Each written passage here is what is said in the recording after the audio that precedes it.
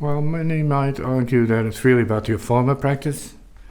I would say it's more about formless practice. Formless practice. And who is formless practice? So that it's not about genre, if we're talking about music. It's about the being. It's not about the form, but it's about the who. Who sings? Who's playing it? Who's doing it? Who's drumming? Who's guitar playing? So it's not about the music. It's about the who in that case.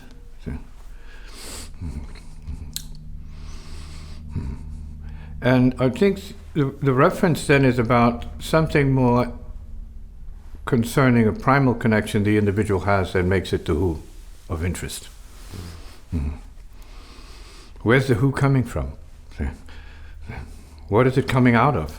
So what is it realizing? How is it being used? What is it channeling, so to speak?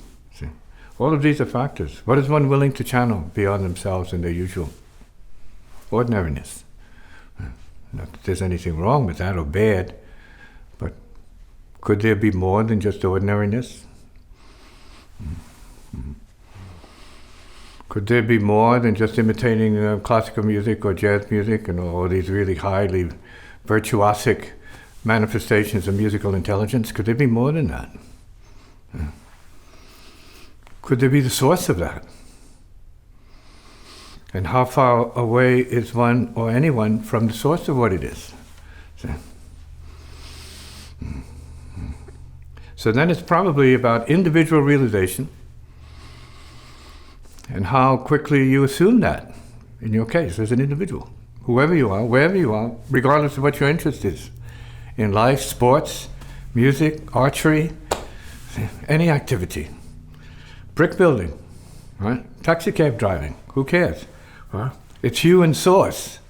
That's what is important, that you're connected to source and you feel it. And you're in that bubble, you're in that hovering sort of sensation of okayness. It's good.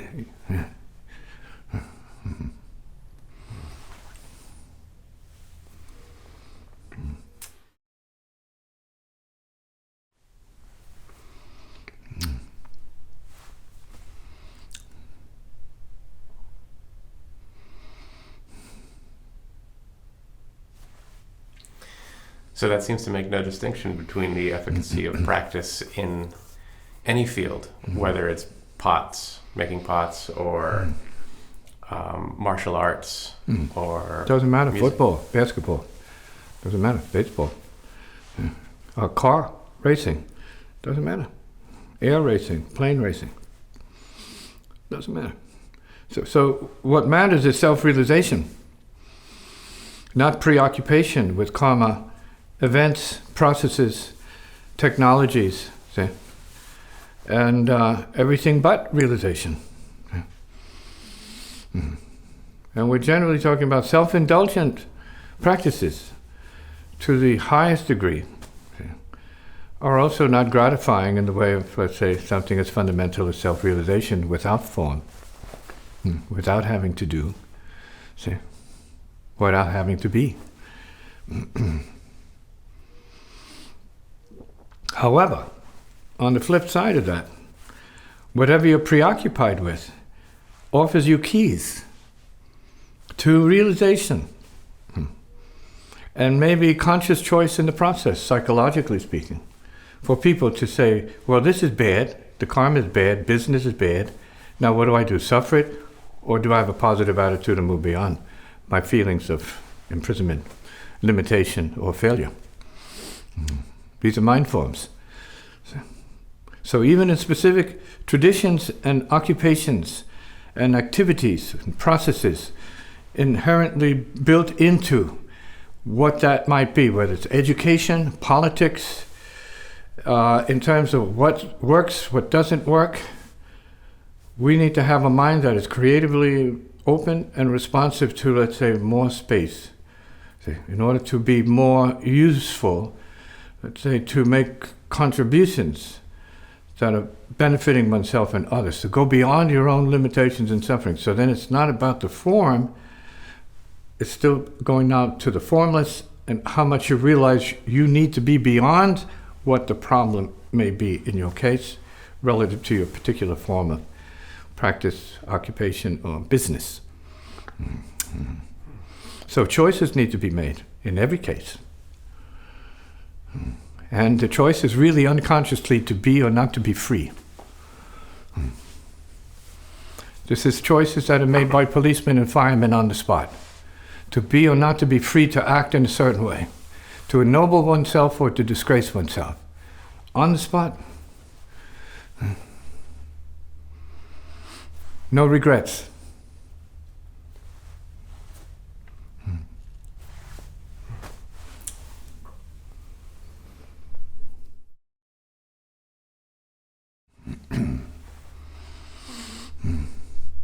I remember when I was studying music in the 440th U.S. Army Band. They were without a piano player, so I was put in on the, I guess you may say, on the occupation list in terms of my duties as an 05N piano player. Okay, I wasn't playing piano, but they were missing a piano player. See.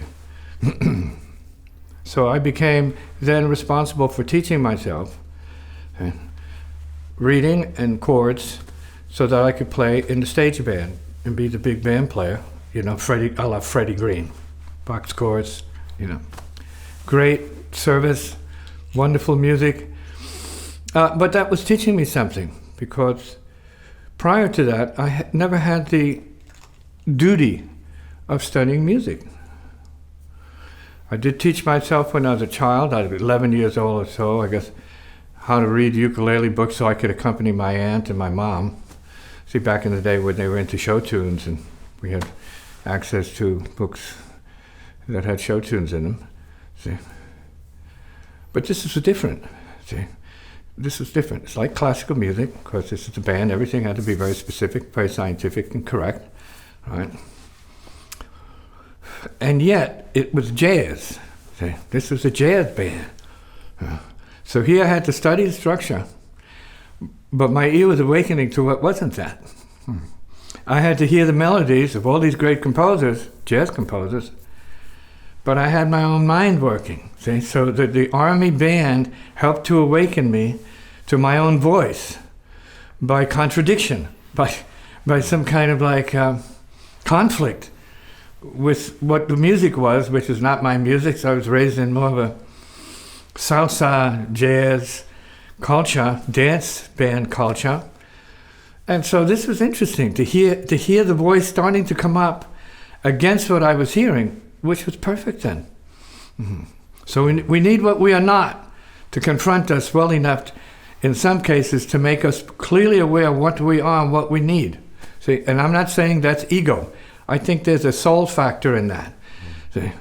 And each one's expression of that is unique to the individual. See, not to one culture, or just one culture. See, it's unique to the individual. So anyone can be a jazz player. See, anyone can be a yogi. See? And more people should go in both those directions. Yeah. So does that mean that somebody who is reveling in the quote-unquote yoga culture, so they're doing the asanas, they're in a field where people are talking about spirituality and about a particular practice that is specifically pointed in that direction, are they creating a limitation for themselves? Well, I think the education is good. It's a step on the path. Everything that is a step on the path is honorable. When I was young and astrologically, let's say, useful to people, I had people coming to me who were in the mafia. Good people. And dangerous people, because it was their livelihood. So I would read for certain people. And they would confide in me. And I would tell them, this is just a step on the path. This is not all there is. This is a step. This is what you do now. See beyond that. See ahead.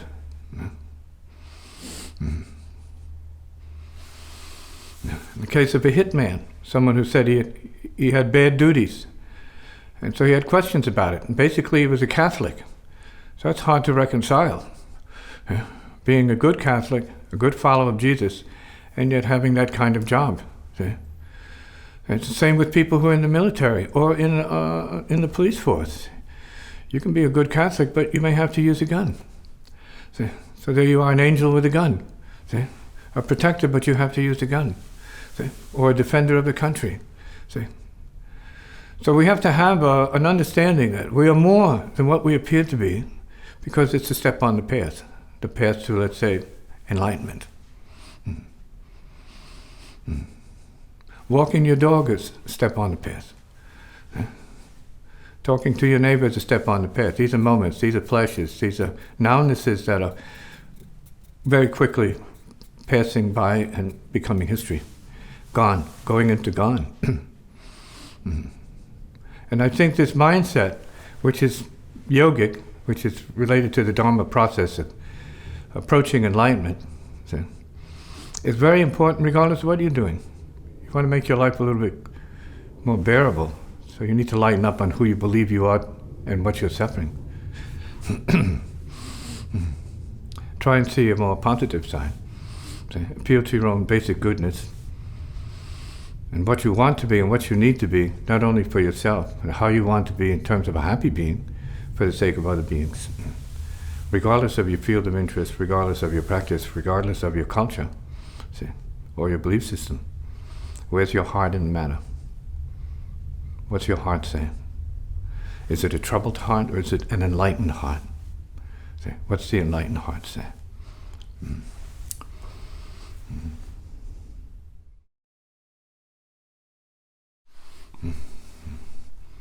So the simple wisdom is that there's breathing.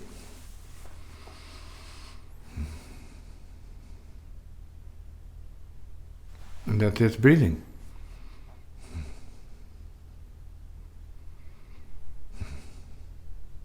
And that there's more breathing. And how you manage that and your life from that makes the difference, regardless of what you're doing. How you breathe, see? How you manage your breathing, how you manage your state of mind, how you manage your state of life.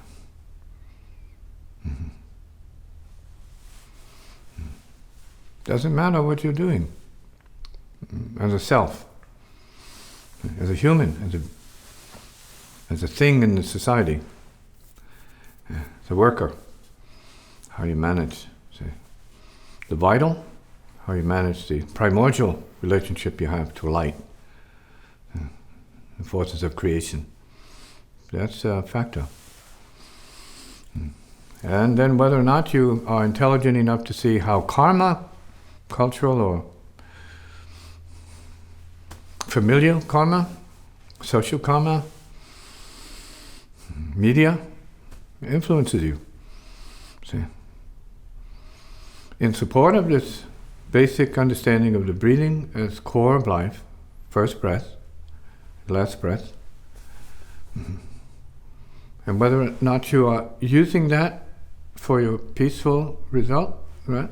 Mind, healing, sanity, or worse.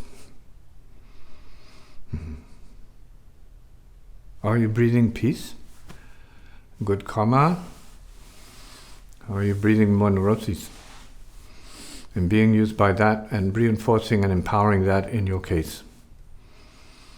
And suffering as a result. So we can back up, pull out of that, and correct the process. If we choose to. For our children, for our parents, and for our loved ones. See, come to terms with coming back to breath, spirit, breath, spirit, breath, spirit, breath.